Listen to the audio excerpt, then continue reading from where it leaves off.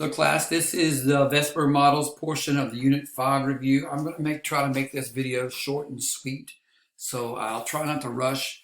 But what you're going to have to do is you're going to have to make frequent stops, pause the video several times, where you can actually catch up on the information and also do the sketches of what we're going to be doing, okay? Okay, the 5 VSEPR models that we need to be responsible, that you are responsible for, are the linear, the bent, the trigonal planar, tetrahedral, trigonal, pyramidal. We covered these in class several times, and we also did a lab that took for the entire day. You probably presented some of the, well, I know everyone has presented at least one of these models to the class. Excuse me. First shape is the linear shape. Well, this is what I want you to do. On your handout, on your PDF sheet, on there, I want you to put down linear, and some examples are hydrogen gas, which is a single covalent bond. I want to make sure you recognize that, make sure you document that as well. Oxygen gas, which is a double covalent bond, and then nitrogen gas, which is a triple covalent bond. Another example would be carbon dioxide as well. Now what I'm going to try and do is I'm going to try to throw in little face shots of myself here, so just bear with me, see how it goes, to show these different models. Okay, now I'm wearing a toboggan just because I didn't do my hair. That's a joke, but anyway. Oops, here's the hydrogen gas. Let me bring this down a little. There you go. Here's the hydrogen gas. You have the two hydrogen atoms, and there's H2, the hydrogen gas, and it has a single bond there. Remember, there's no unpaired electrons here because hydrogen only needs 2 electrons. So hydrogen gas. Let me bring this down there. Okay, now you have oxygen gas. Oxygen gas forms a double bond. Notice there's 2 shared electrons here. This has 2 electrons, this has 2. But unlike hydrogen, you have to show the unpaired electrons as well. Each oxygen has to have 8, so that its valence electron shell is full. It has 6. Remember, it has a valence electron. It has 6 valence electrons, so it needs 2 more. That's why it bonds with 1 oxygen, so they can share those 2 extra. So this oxygen has 1, 2, 3, 4, 5, 6, 7, 8, so it's happy. This one has 1, 2, 3, 4, 5, 6, 7, 8. There's another easy example of a linear structure is oxygen gas, O2. A third type of, oops, I lost one of my little things. Let me grab it. Whoops. I'll grab one somewhere. Well, anyways, okay. So we have a nitrogen gas. So it has 3 shared electrons. There, I found one. 3 shared pair electrons, so it's called a triple bond. Notice I didn't designate between the single, double, and triple bond that one is longer in skin. Remember, the single bond is thinner, longer, and weaker. Double bonds are medium length, medium strength, medium width, and triple bonds are shorter and thicker and stronger. But I'm just using the same, those to make it easy for me, okay? But anyway, so this oxygen here, this nitrogen here, nitrogen gas, N2, has 3 paired electrons. So it's a triple covalent bond. It's sharing 3 sets of electrons, 1, 2, 3, 4, 5, 6. This one has 7, 8, so it's happy. This one has 1, 2, 3, 4, 5, 6, 7, 8, so it's happy. There's another example of a linear bond. And the last one is the one on the bottom. I'm just going to go down to it real quick, and then we'll go back up. There you go. You have a linear shape, which is carbon dioxide. That's CO2. CO2. So CO2, you have the carbon. It's going to fall apart. Oops. Carbon in the center and your 2 oxygens. The carbon in the center has 2 double bonds with each oxygens. 1, 2, there's a double bond. This carbon doesn't have any unpaired electrons because it has 1, 2, 3, 4, 5, 6, 7, 8. So there's nothing in the center. That's why it's linear. This oxygen has the 1, 2, 3, 4, 5, 6, 7, 8. And this oxygen has a 1, 2, 3, 4, 5, 6, 7, 8. I'm going to show up your water molecule real quick. And you can see it is not linear. Even though it has 3 atoms there, that center, this oxygen in the water molecule has those unpaired electrons, so it's pushing them apart. It's pushing those hydrogens apart. This one don't have those, so therefore it's straight. So it's linear. Okay, let's go to the next slide here. Sorry about that. I'm not the greatest video maker, so I probably never will be, so I really don't care. But anyway, water. Water is H2O, and sulfur difluoride is SF2. Notice I do not have those numbers. Should always be subscript, but I did not do that. So water is H subscript O, and sulfur difluoride, you should be able to write that as well with the rules for the covalent naming of molecules, is SF and subscript F. Let me try the video again, show my beautiful face again. Let's see, here we go. Okay, with this one, yeah. Oh, no, this was bent. We already had the water one up there.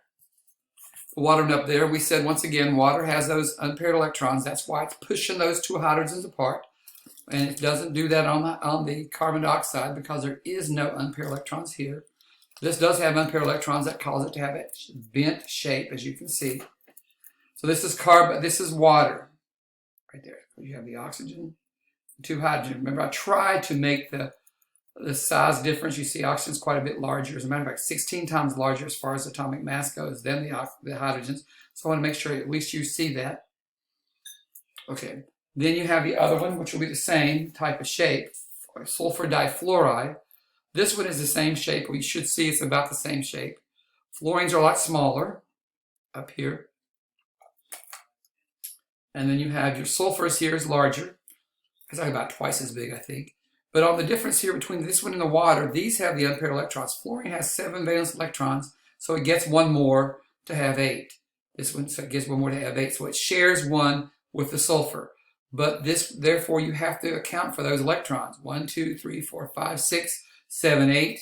And this one, 1, 2, 3, 4, 5, 6, 7, 8. Sulfur is the same as oxygen. It has 6 valence electrons.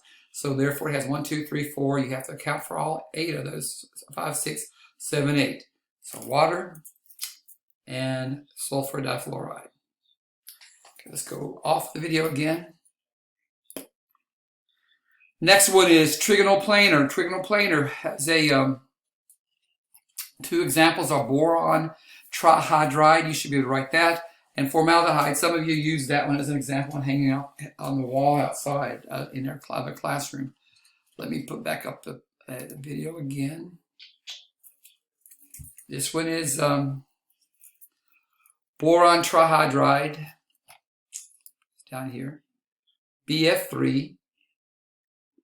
And what you need to notice, it doesn't have any unpaired electrons. You can say, well, Dr. Hill, why doesn't it have any unpaired electrons? It's supposed to have 8. Remember, I told you in this class, a lot of times we don't cover the exceptions. Boron is one of a rare exceptions where it'll actually form and be happy with just 6 electrons in its outermost shell. So this one has 1, 2, 3, 4, 5, 6. It does not conform to the octet rule. The octet rule means it needs 8 for it to be happy. So this one does not. So it is boron trihydride. Formaldehyde, a little bit different. It has 2 hydrogens up here, so they have no unpaired electron length with the boron trihydride down. You have the 2 hydrogens, then you have the carbon. They have single bonds, they have a double bond, so this carbon has 1, 2, 3, 4, 5, 6, 7, 8. So it's happy. And this one, so it's kind of like a trigonal planar, as you can see. Let's take a look and make sure you see the same type of shape. Except instead of that final hydrogen at the bottom, this one has a actual hooked down to a double bond with an oxygen. And this oxygen, once again, has to have all 8 of the electrons accounted for. 1, 2, 3, 4, 5, 6, 7, 8. So these are examples of a trigonal planar. They are the BF3 and the CH2. Okay, the next one. The next one is tetrahedral with ammonia. You should know that formula. It's one you're supposed to memorize. NH3 and phosphorus tribromide. You should be able to write that one because it says tri, which means 3, 1 phosphorus and 3 bromides. Bromines. Ide means it's the ide form of bromine, right? Okay, let's go back to the video and I'll show you some examples of these and we can keep on going. Let's see, where are they at? Okay, tetrahedral. Here you go. This one, the first one is ammonia, NH3. Let me drop it down so you can see the formula real quick. NH3, and what it is, it has that nitrogen, and it has the 3 hydrogens hooked onto it. The hydrogens are happy. They don't need to have any unpaired electrons. 1, 2, 1, 2, 1, 2, they're happy. The nitrogen starts out with a 5 valence electron, so it has to get 3 more. So it shares 1 each with each of these hydrogens, gives them a total of 8.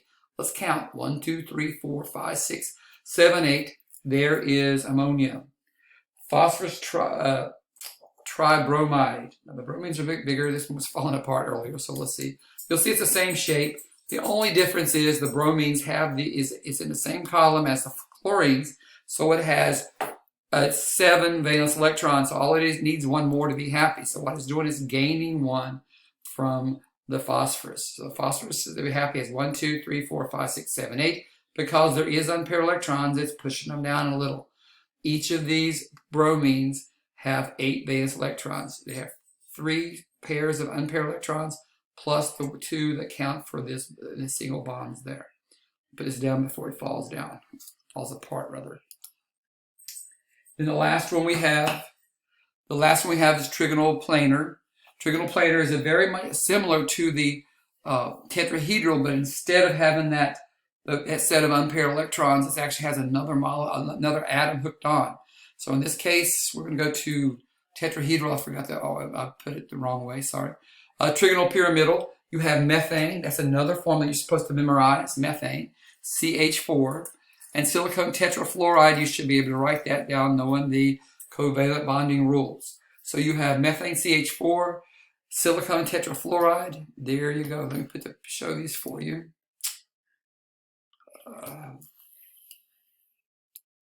So here you go. Here is the methane. These aren't perfect. We're just going to pretend that they should be equal distance apart.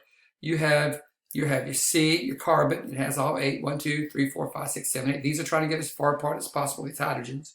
The hydrogens don't have any unpaired electrons either because they only need 2. So that would be your methane. And then the other example we have, let me remember what it is. Okay, silicon tetrafluoride. Silicon tetrafluoride is going to look the same, and this one's going to fall apart real bad, so I'll be trying to be quick with this one. This one is just the same as the methane, except for the fluorides these have 3 sets of unpaired electrons on the outer shell. So, 3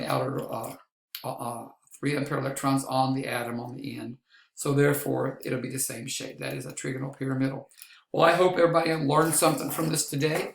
And make sure you finish your PDF. Be sure and keep those. We're going to be starting new material on Monday, the 31st, so be ready for that.